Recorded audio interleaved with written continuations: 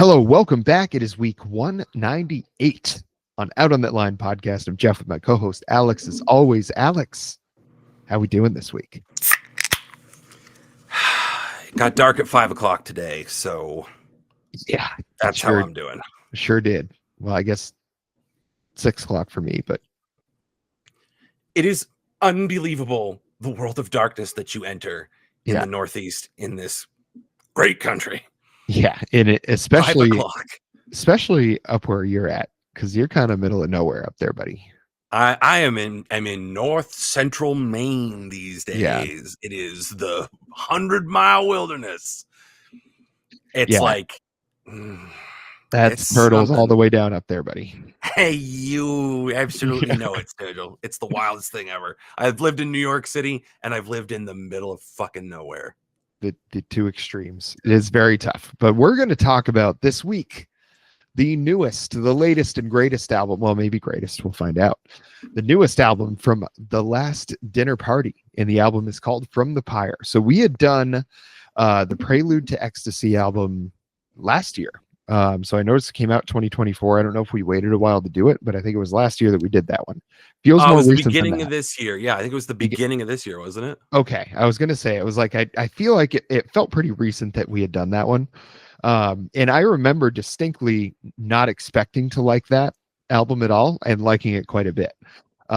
It's definitely I don't know, maybe I see it now, especially after this album, kind of like pop music's answer in this generation to like Meatloaf, where it's just it's not your traditional rock music. It has a lot of rock elements to it, but there's a lot of like bombast to it. There's a lot of kind of these off the wall sort of epic style storytelling moments and things like that. It's Meatloaf was full of real emotions, but told in a very extravagant way.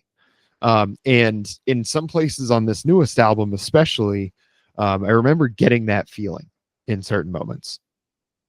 I never quite, I think, reached the emotional highs of Meatloaf or Jim Steinman, purely for me, because those are like uniquely American, like a moment in time in the American youth, distillation of rock and roll. It's like a very specific thing, very storytelling based.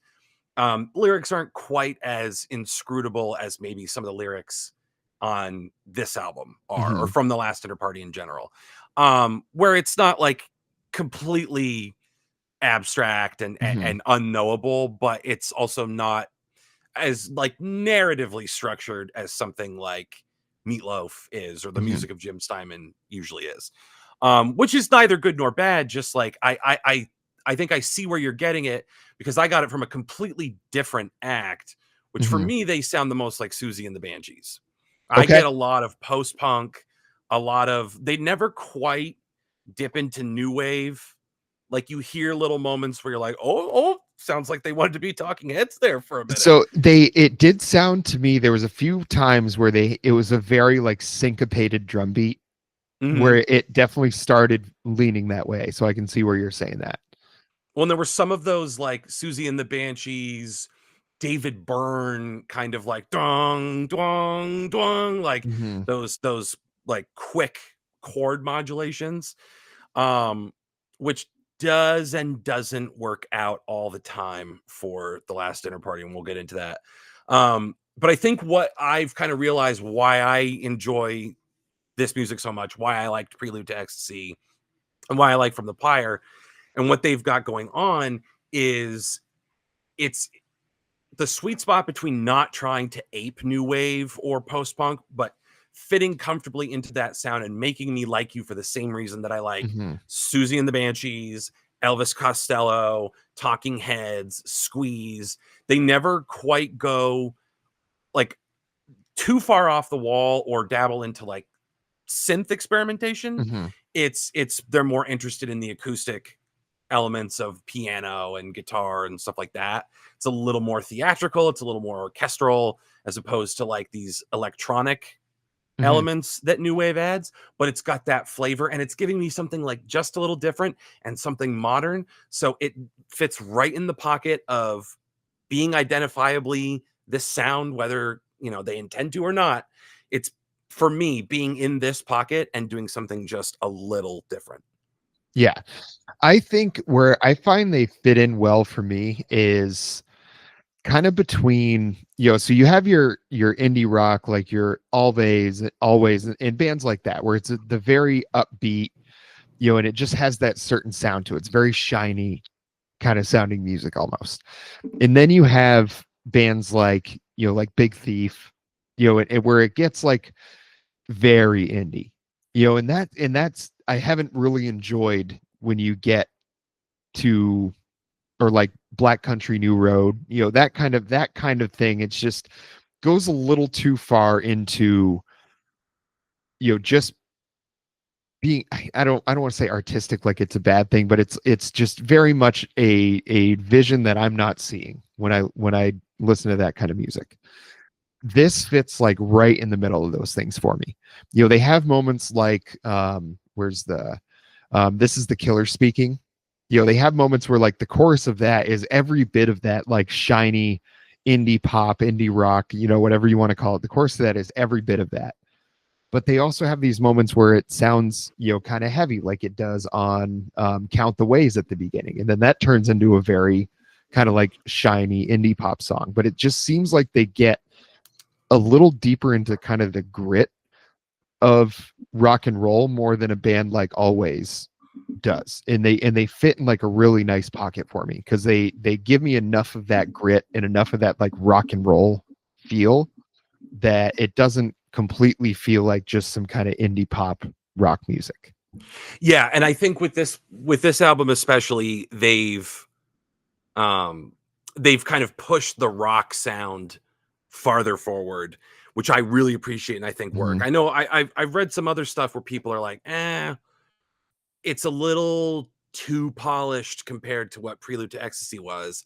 And I disagree that it's more polished, but I do think it's definitely more rock forward. So when you say Mm-hmm. like you're getting the grit, I'm getting like the rock balls, the rock Mm-hmm. stones. Like I get that going through the whole thing. And that was not a going concern of theirs through Prelude to Ecstasy. That was way more theatrical, way more Yeah. orchestral, and great. Don't get me wrong; they're both great in different ways. But I think I like this rocked up, the rock infusion into the DNA Mm-hmm. more. It made me forgive some of the clunkier songs on here. Some of them by the nature of contrast, where like you've had all these rocked up songs and then you're going to get this ballad, which we'll talk about. They did enough interesting different things on this album to make me like it a little bit more than Prelude to Ecstasy, but I appreciate the dedication to like this very theatrical persona. Mm-hmm. There's you hear these flourishes of like Fleetwood Mac, very Mm-hmm. theatrical rock band, ABBA, very theatrical flair to a Mm-hmm. band. There's that same kind of flair here, but not, it splits the difference between, like, if you want to say Meatloaf and Chapel Roan, where Meatloaf was dead serious. Like he could have like tongue-in-cheek funny moments Mm-hmm. that like really shine, and you can have Chapel Roan, whose whole thing is like innuendo and like a certain kind of appeal in that direction. They're kind of splitting the difference, where there are these like very funny candid moments, and then there are these very like intimate painful moments. So they found a really good lane in terms of the subject matter for their Mm-hmm. writing, the way they pull it off in the lyrics. The sound in general helps you forgive some of the songs that overstay their welcome, some of the songs that sound a little too much the same. Mm-hmm. And in one particular instance, a song that suffers from Duran Duran syndrome, and even makes me see the last album, my favorite song off the last album, a little bit differently. If Yeah. you don't mind, I would love to talk about This Is the Killer Speaking. Okay. So this is the one that you felt like you didn't like as much? This was the hot lead single off this one. I did not like This Is the Killer Speaking. Well, that's interesting, because this was my favorite song on the album. All right, show your Well, work. Let's yeah. hear it. Let's Well, hear it. I want to hear what you have to say about it, because I also did see that a lot of people were not loving this one. Biggest issue off the top of my head is it's structurally, and even melodically way too similar to Caesar on a TV screen from Prelude to Ecstasy, where like, you know, it starts with this kind of like, oh, drifty verse, and then it's got the very dark and structured pre-chorus. They both do this kind of thing before they then go off into a chorus that's even different. Yeah, it's Duran Duran syndrome. You have your verse, your pre-chorus, and your chorus. Pick two, and they'll be good. God help you if you do the devil's pick two and you got two bad ones and one good one, because the one good one cannot sustain. In this instance, I really like the chorus and I like the verses. The pre-chorus is it chops the song up into obvious segments too much for me. There's no flow. Like, how many times are we gonna bring up Jordy Greet? But one of the things that I articulated to Tanner about what I love about the song Holy Holy so much is it's just like element, change, element. And it's not the same song when it ends as when it started, but it all progresses pretty seamlessly and very inventively. So like that song is a ride, start to finish. The way that this is structured, it chopped it up too much for me to ever feel like I was going on the ride. It was just switch, throttle, switch. So I can see, so if for you that is not a good thing, then I can see exactly why this song would not be one of your favorites for sure, because it does exactly that. And I'm thinking particularly towards the end of the song when it does the most obvious, like, come back in from a breakdown, like pop into a chorus that you could have possibly. Like, I don't know if there was anything I saw coming more than that, but I love that. So like, whereas for me, it was like, even though it was obvious, like that didn't take away any of my enjoyment of it. I was like, this is just a really well packaged, well put together, well structured, like rock and roll song. And so those were the things that I took from it, because I felt like it was the most, I mean, makes sense it's the lead single off the thing, because I think it is the most radio friendly single, which is perhaps why they structured it like they did, because that's a very radio friendly structure that they did. Because when you use the verse, the pre-chorus, and the chorus, that's 3 opportunities for a hook. And when you listen to like any pop song on the radio, they've got 3 or 4 hooks. Like there's 3 or 4 different parts of that song. Like think of any Dua Lipa song from Future Nostalgia. I mean, you can think of the beginning of Hallucinate, you can think of the pre-chorus to Hallucinate, and you can think of the chorus. Like those are 3 hooks, and that's why they do that. So I wonder if there was some of that like intentional, we need a radio friendly song, we have the talent to do it, so let's just structure one this way and do it, because it worked on me. It sure worked on me. If it worked on me, it should work on America. I don't, you know, to be honest, whatever it is, whatever the reason, like, again, I think if you are trying to use all 3 opportunities to get a hook, and ostensibly if you've got 3 hooks, you've got a total earworm. But for me, the hooky part is if you've got 2 hooks, you got no hooks. Correct. God damn it. What's that a reference to? I don't remember. Quarterbacks. Okay. But I look at the chorus, and I think to me the simplicity is the hook. The fact that it's all just here comes the killer, like good enough for me, and not even like, man, it'll do. You don't have to do too much with that for that to be like a great hook that you can kind of sing along with it. So I do like it, but it's just like the pre-chorus does not work. Good morning, good looking. Like it does not. It's so incongruous with like the verse, which is decent, and the chorus, which is very simple but very hooky. So it's an example of kind of the like disjointed music making, because the storytelling's intact, and that's what's even weirder about it. Like for some reason, if the pre-chorus had been about like a helpful pirate, like that total digression from the main narrative would have been totally fine with me. It's like a commercial interruption. So it was kind of jarring to have like the lyrics continue to be on theme, and the music is just like the shifts felt like lurches. They didn't feel clean. They didn't feel subtle. They didn't like they work, but they aren't satisfying to the ear. And they were predictable. And they were, I will give you that. So you like riding in a car with G0DD because he doesn't put on the blinker before he makes a turn. G0DD is driving on the wrong lane on the interstate at 100 miles an hour. He keeps referring to it as the Autobahn. He doesn't realize we're not anywhere near Germany. He's railing gas station dick pills and Celsius energy drinks, and he's got his fucking eyes closed. I'll follow that man into the jaws of Cerberus himself. Will the last dinner party get me there safely and on time? I'm sure they will. But will I have a better story when I show up with G0DD? Absolutely. That's probably true. I don't know if there's any way that could have described that any better, honestly.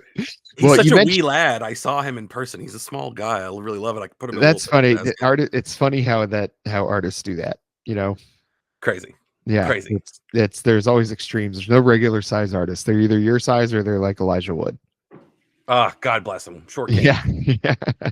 Well, I'm wondering if the ballad that you're talking about is Inferno, the one that you didn't like. No, the one I was talking about, and I don't dislike it as much as I don't think it's totally effective, is Sail Away. Oh yeah. Sail Away is a nice contrast from the rest of the album, so it should theoretically work in that regard. It's very stripped back, but it feels kind of unfinished, like an unfinished thought, compared to how like polished and straightforward the rest of the album feels. It just doesn't feel like a fully fleshed out thought. So it's not bad, but you could clip this and you could clip Woman is a Tree off of this, and you would definitely have an album on the shorter side, because this is what, 43 minutes. It was pretty short, so I think that's why, even though like those two, like definitely dead spots for me as well, were those two. I really felt like Inferno was for me too. Without those, you probably end up only with like, a 28 or 30 minute album. But I think if you do that, you have a very effective album. Yeah, and I think you actually wind up more towards like 35-ish, and that's like in the sweet spot. And I'm not scared of a long album if it can sustain itself. And these were just two obvious examples where I was like, you could cut this and it would make this album better. Addition by subtraction is definitely like a thing with certain tracks, and it was really just the two on this one. Like, I'm not necessarily over the moon about Inferno, but I didn't have like a problem with it the way that I was like, Woman is a Tree feels like dead weight. This is the Killer Speaking is incredibly flawed, but belongs on the album. And Sail Away is a nice idea, but it doesn't belong on the album. Yeah. There was a lot of moments where, and I remember comparing, Prelude to Ecstasy quite a bit to G0DD, like because I think there was I think they did a better job on that album of doing, I think, more of the things that you like, which is being a little bit more unpredictable. I think doing things that were not quite as expected as like perfect, general song structures like they do with This Is the Killer Speaking. So I can see, I was really overall pretty excited about this album, because even with the 3 songs we talked about, the 2 that you mentioned and the one I did, that we could do without on the album, I feel like outside of those, like, how many albums have we listened to where there's been like 2 good songs overall? You know what I mean? So it's hard to, I don't think that brings this one all the way up to a full on buy it for me. But absolutely a stream it. And if you have a chance to go see them live, I think go see them live for sure. Yes, I would love to see them live. Again, because the rock musicianship at the end of the day is there, and it would make for a really great live experience. I think hearing this music live, I think it would really rock. And to be clear, it's not, I care what strangers on the internet think. I don't mean to give the impression that I'm like this incredibly hard to please, this difficult to please hipster, where it's like, well, if it's not weird and it's not inventive and it's not something I've never heard before, it's a pile of fucking dog shit. It's like, I look for, what does Bret Hart call it? The excellence of execution. Whenever, a lot of the time when we do country artists, that's pretty cut and dried, and there's not like a ton of like wild deviation from that. And I love most of those. I think the Eric Church one was the only one this year that was good for me. But like, I like structure and convention, and it doesn't have to reinvent the wheel for me. If it's really good for whatever reason, it's like if it's emotionally compelling, I can't get enough of their voice, their lyrics totally grab me, the production, the music, like the use of live instruments, like whatever the reason is, I'll love something because it's great in some way. So yeah, I don't know what else to say, but this basically gets a hearty stream it from me. I like the rock DNA. I like that it's creative and just a little unconventional, and it's not like the weirdest, wackiest thing I've ever heard. But I appreciate it. It sits right in the pocket. I think it's a solid ass album. You could do it a lot worse with your time. So that's an official stream it from me. And Jeff has I don't mean to give away state secrets here, but that man was pissing. That man was pissing that whole time. And he just got back in time for me to do the weekly web plug.